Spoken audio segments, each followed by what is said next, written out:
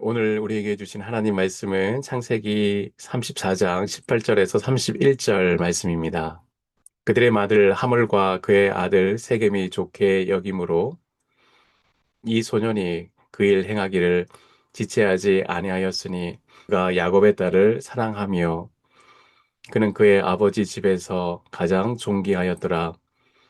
하물과 그의 아들 세겜이 그들의 성문문에 이르러 그들의 성읍 사람들에게 말하여 이르되 이 사람들은 우리와 친목하고 이 땅은 넓어 그들을 용납할 만하니 그들이 여기서 거주하며 매매하게 하고 우리가 그들의 딸들을 아내로 데려오고 우리 딸들도 그들에게 주자. 그러나 우리 중에 모든 남자가 그들이 할례를 받은 같이 할례를 받아야 그 사람들이 우리와 함께 거주하여 한 민족 되기를 허락할 것이라. 그러면 그들의 가축과 재산과 그들의 모든 짐승이 우리의 소유가 되지 않겠느냐. 다만 그들의 말대로 하자. 그러면 그들이 우리와 함께 거주하리라. 성문으로 출입하는 모든 자가 하몰과 그의 아들 세겜의 말을 듣고 성문으로 출입하는 그 모든 남자가 할례를 받으니라. 제3일에 아직 그들이 아파할 때에 야곱의 두 아들 디나의 오라보니 시몬과 레이가 각각 칼을 가지고 가서 몰래 그 성읍을 기습하여 그 모든 남자를 죽이고 칼로 하물과 그의 아들 세겜을 죽이고 디나를 세겜의 집어 데려오고 야곱의 여러 아들이 그 시체 있는 성읍으로 가서 노략질하였으니 이는 그들이 그들의 누이를 더럽힌 까닭이라. 그들의 양과 소와 나귀와 그 성읍에 있는 것과 들에 있는 것과 그들의 모든 재를 빼앗으며 그들의 자녀와 그들의 아내들을 사로잡고 집 속의 물건들을 다 노략질한지라. 야곱이 시므온과 레에게 이르되 너희가 내게 화를 끼쳐 나로 하여금 이 땅의 주민 곧 가나안 족속과 브리스 족속에게 악취를 내게 하였도다. 나는 수가 적은즉 그들이 모여 나를 치고 나를 죽이리니 그러면 나와 내 집이 멸망하리라. 그들이 이르되 그가 우리 누이를 창녀같이 대우함이 옳으니까. 아멘. 오늘 읽은 말씀 한가운데 듣기에 누구나 좋은 말이 한마디 나옵니다.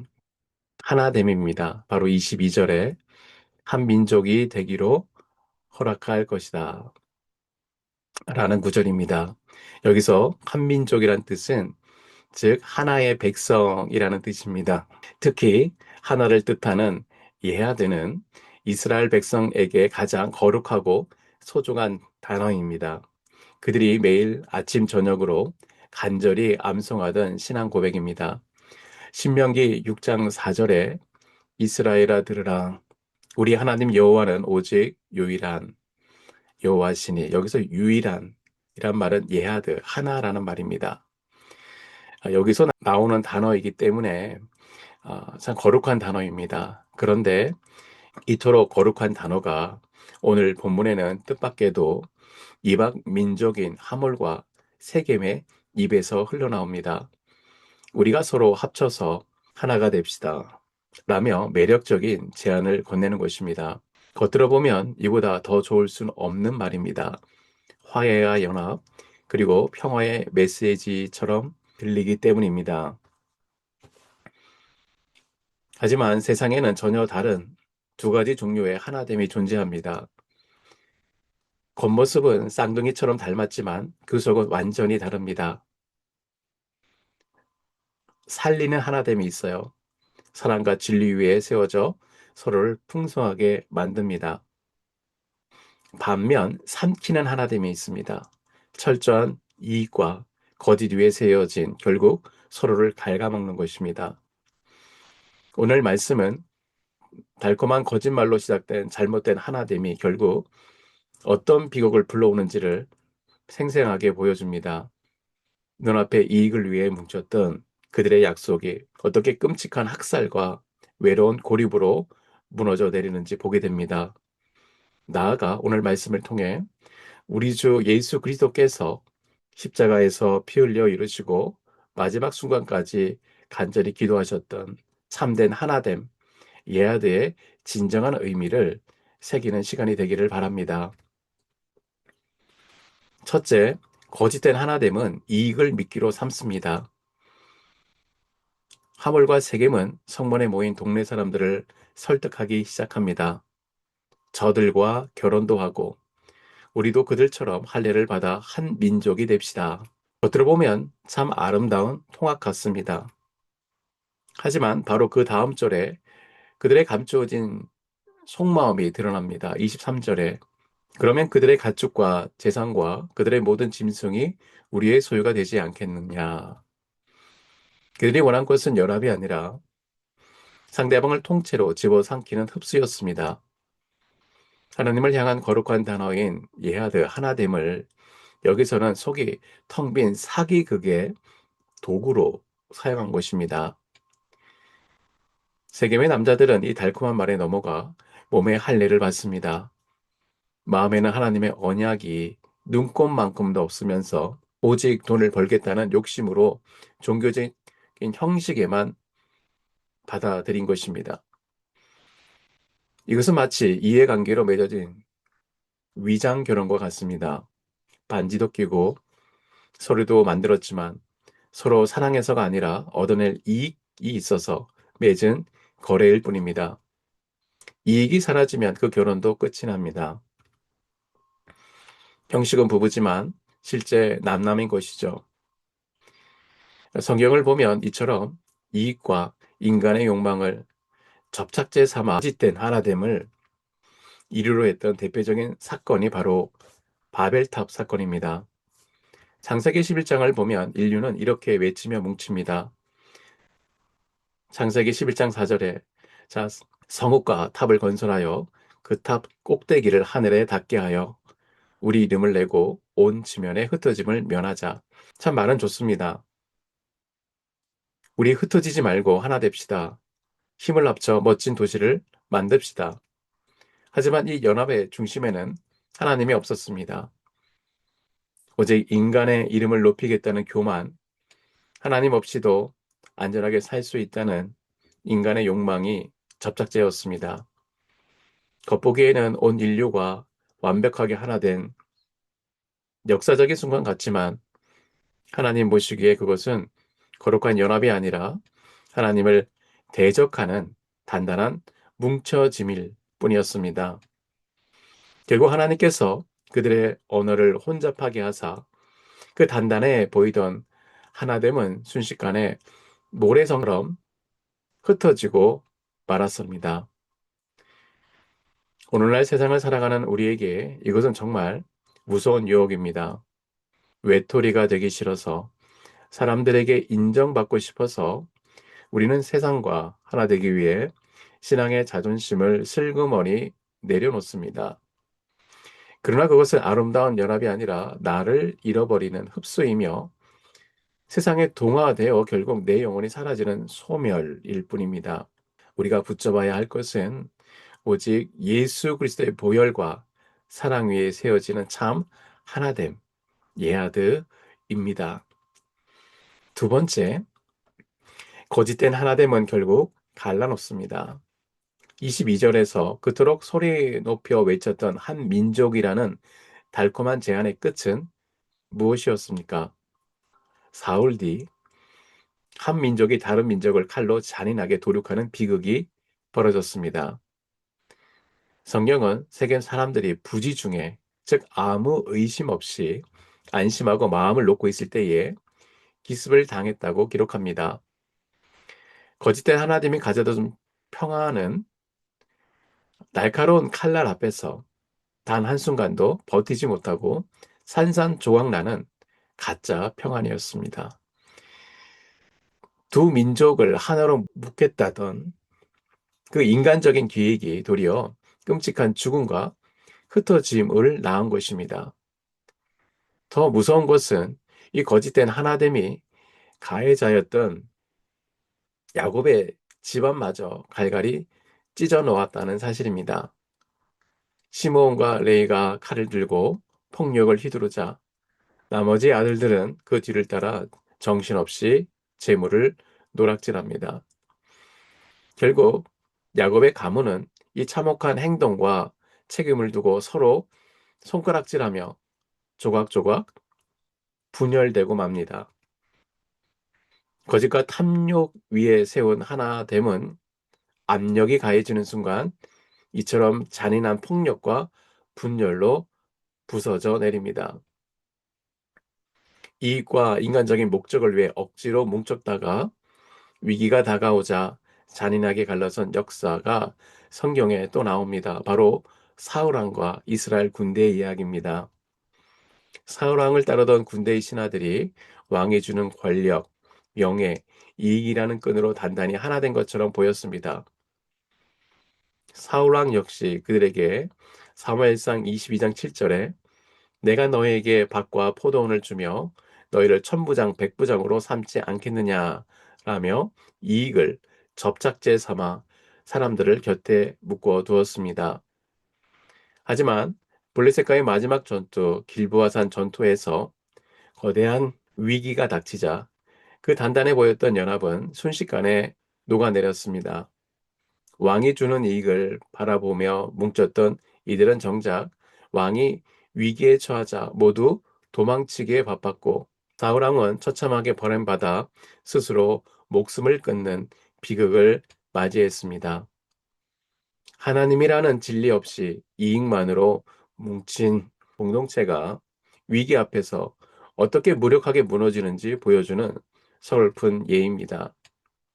이것은 오늘날 우리 교회와 가정 그리고 부부 사이를 향한 대단한 엄중한 예가 될 수 있습니다.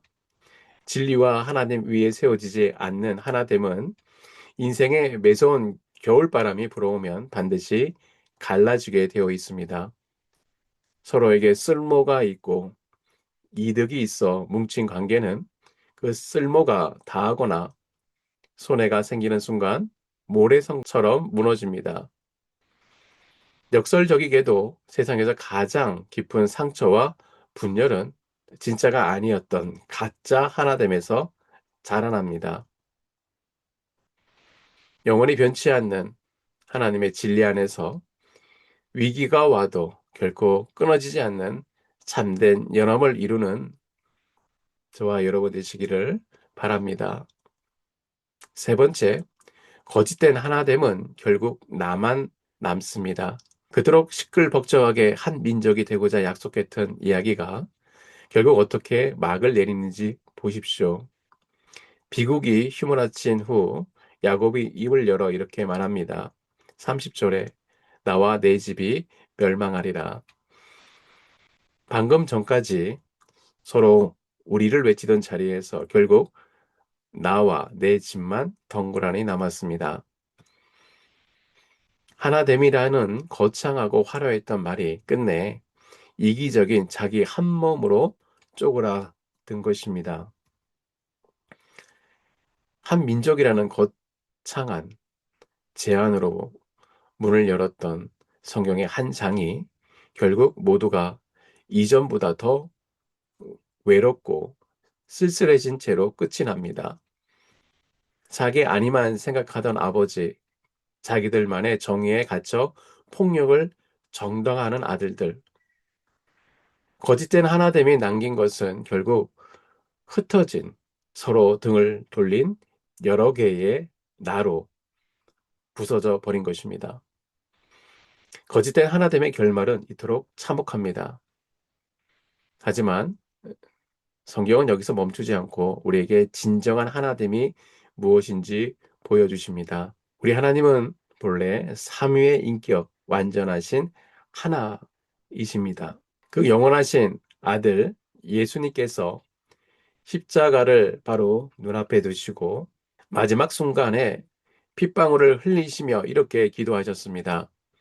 요한복음 17장 21절에 그들도 다 하나가 되어 아버지께서 내 안에 내가 아버지 안에 있는 것 같이 그들도 다 하나가 되게 하소서.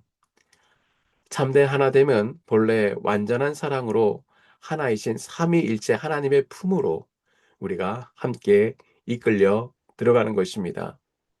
이 거룩한 하나됨을 위해 예수님께서는 친히 십자가에서 피를 흘리셨습니다. 세겜의 하나됨은 남의 피를 흘리게 하는 잔인한 기이기였지만 그리스도의 하나됨은 자신의 피를 전부 쏟아내신 희생이었습니다. 세겜은 삼키려고 손을 내밀었지만 그리스도는 우리와 연합하시려고 자신의 몸을 통째로 내어 주셨습니다. 제가 한국에 있을 때 여름 성경학교를 준비할 때의 일입니다. 가뜩이나 습하고 무더운 한 여름날 선생님들이 모여 에어컨도 시원치 않은 교육관에서 비지땀을 흘리며 성경학교 소품을 만들고 데코레이션을 하고 있었습니다. 몸은 지치고 날씨는 가만히 있어도 땀이 흐르는 짜증이 머리끝까지 솟구치는 날이었습니다. 준비하는 교사 선생님들 사이에 서서히 날카로운 말이 오갔습니다. 이건 왜 여기에 뒀냐? 일손이 부족하다. 좀 분위기가 순식간에 차갑게 얼어붙었습니다. 바로 그때 주방에서 묵묵히 봉사하시던 한 백발의 권사님이 슬그머니 밖으로 나가시더니 근처 마트에서 자기 돈으로 커다란 수박 몇 통과 얼음을 사오셨어요. 그 권사님이 허리가 많이 아프신데도 불구하고 땀을 뻘뻘 흘리며 숨을 헐떡거리면서 이 짜증이 가득한 선생님들 한 사람 한 사람에게 다가가 시원하게 갈아 만든 수박 하체를 건네셨습니다. 날이 너무 덥죠. 이거 시원하게 한 그릇씩 들고 가세요. 권사님의 옷은 이미 땀으로 범벅이 되었지만 에어컨 바람은 약했지만 한 사람의 숨은 희생과 순종이 갈라진 그 공동체를 순식간에 시원하고 따뜻한 하나로 묶어주었던 것입니다. 성도 여러분, 이 땅을 살아가는 우리에게 늘 두 가지 위험한 유혹이 찾아옵니다. 첫째는 세상과 거짓으로 대충 하나가 되는 길입니다. 나그네 삶의 외로움을 달래고 소속감과 이익을 얻으려고 세상의 가치관에 마음을 덜컥 내어주는 것입니다. 둘째는 나와 내 집이라는 좁은 성벽 안에 스스로를 가두는 일입니다. 사람에게 상처받기 싫어서 마음의 빗장을 걸어 담근 채 우리 가족끼리만 외로운 섬처럼 살아갑니다. 그러나 하나님께서 우리를 그리스도 안에서 하나 된 교회 안에서 살게 한 것은 이 삭막한 세상에서 상처받고 흩어진 수많은 영혼들을 서로 돌봐주며 또 서로 찾아와 편히 쉴 수 있는 영적인 가족이 되라고 부르신 것입니다. 거짓된 하나됨은 처음에 모든 것을 줄 것처럼 유혹하지만 결국 외로운 나만 남습니다. 반면 참된 하나됨은 나를 먼저 내어주고 희생하게 하지만 마침내 영원한 우리를 살립니다.